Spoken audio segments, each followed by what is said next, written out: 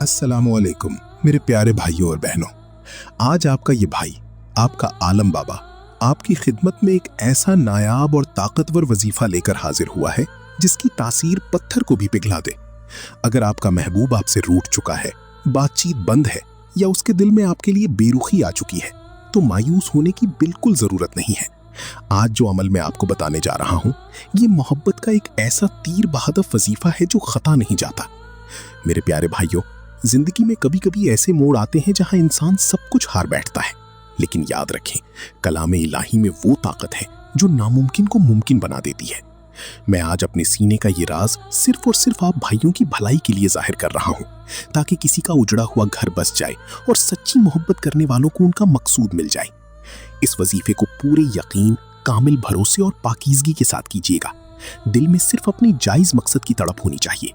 फिर देखिएगा कि कैसे तकदीर बदलती है और कैसे बिगड़े हुए दिल आपकी तरफ खींचे चले आते हैं। इस अमल को करने का तरीका बहुत सादा है, बस आपने बताए गए उसूलों के मुताबिक इसे अंजाम देना है। सबसे पहले मुकम्मल वुजू करें, साफ लिबास पहने और किसी ऐसे खामोश कमरे या जगह का इंतखाब करें जहां कोई आपको टोकने वाला ना हो। सबसे पहले 3 मरतबा दुरूद पाक यानी दुरूद इब्राहिमी पढ़ें। इसके बाद आपने बारी बारी इन अस्माए मुबारका को पढ़ना है। या वदूदू 100 मरतबा, या रऊफू 100 मरतबा, या बदीऊ 100 मरतबा। पढ़ाई के दौरान अपने दिल और दिमाग में अपने महबूब का पक्का तसव्वुर रखें, जैसे वो आपके सामने मौजूद हो। आखिर में दोबारा 3 मरतबा वही दुरूद पाक पढ़कर अमल को मुकम्मल करें।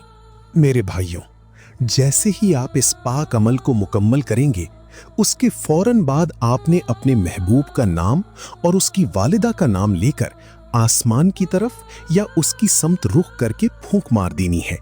इंशाअल्लाह ताला जैसे ही आप इस अमल को कंप्लीट करते हैं, उसी वक्त महबूब के दिल में आपके लिए मोहब्बत की ऐसी शदीद आग लग जाएगी कि वो तड़प उठेगा। उसके दिल में आपके लिए बेपनाह बेचैनी पैदा हो जाएगी, उसकी नींदें उड़ जाएंगी और वो आपसे राब्ता करने पर मजबूर हो जाएगा। जो महबूब कल तक मगरूर था, वो आपकी मोहब्बत में दीवाना वार आपकी तरफ खिंचा चला आएगा।